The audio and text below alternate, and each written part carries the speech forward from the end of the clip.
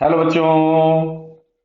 Question में लिया है tuning fork of frequency 256 hertz produced 4 beats per second with a wire of length 25 centimetre vibrating in its fundamental mode. Clear है? तो जो fundamental frequency होती है किसी भी वायर की, स्ट्रेच्ड वायर की, वो हम लोगों के पास होती है V/12, जहां पे V होती है स्पीड इन द वायर या velocity of the wave in the wire, और L होता है लेंथ। ठीक है?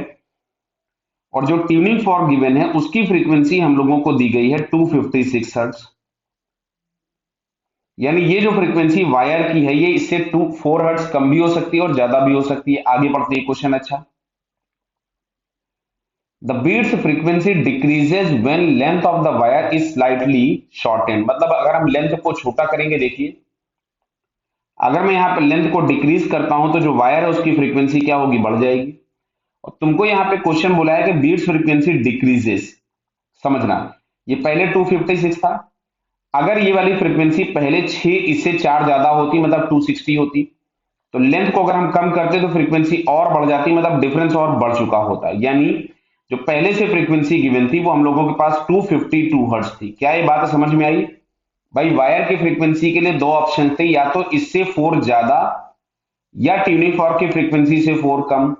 अच्छा, 4 अगर ज्यादा रही होती मतलब ये 260 रही होती, लेंथ को अगर हम कम करेंगे तो वायर का फ्रीक्वेंसी और बढ़ेगा, मतलब डिफरेंस बढ़ना चाहिए था। जबकि यहाँ पे क्वेश्चन में दिया हुआ है कि frequency decreases when the length of wire is slightly shortened. Clear? So it's initial frequency is 252 hertz.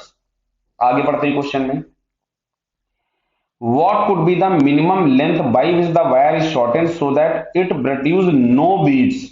No beats मतलब जो बाद में फ्रीक्वेंसी हम लोगों के पास हो जाए वो 256 हर्ट्ज हो जाएगी, तो उसके केस में कोई भी बीट्स नहीं मिलेगी। क्लियर? तो अब देखो यहाँ पे, मान लो यहाँ पे मैं लिखता हूं पहले फ्रीक्वेंसी F1 थी V/2L1, बाद में फ्रीक्वेंसी कोई F2 हो गई जिसको हम लोग लिख रहे हैं V/2L2, और ये बाद वाली जो फ्रीक्वेंसी हमारे पास हो गई 256 हर्ट्ज, और ये पहले वाली थी 252। तो एक काम करते हैं, दोनों को हम लोग डिवाइड कर देते हैं फ्रीक्वेंसीज को। तो अगर हम दोनों का रेशियो फाइंड कर लें तो यहां से मिलेगा आपको F1/F2 is equals to L2/L1,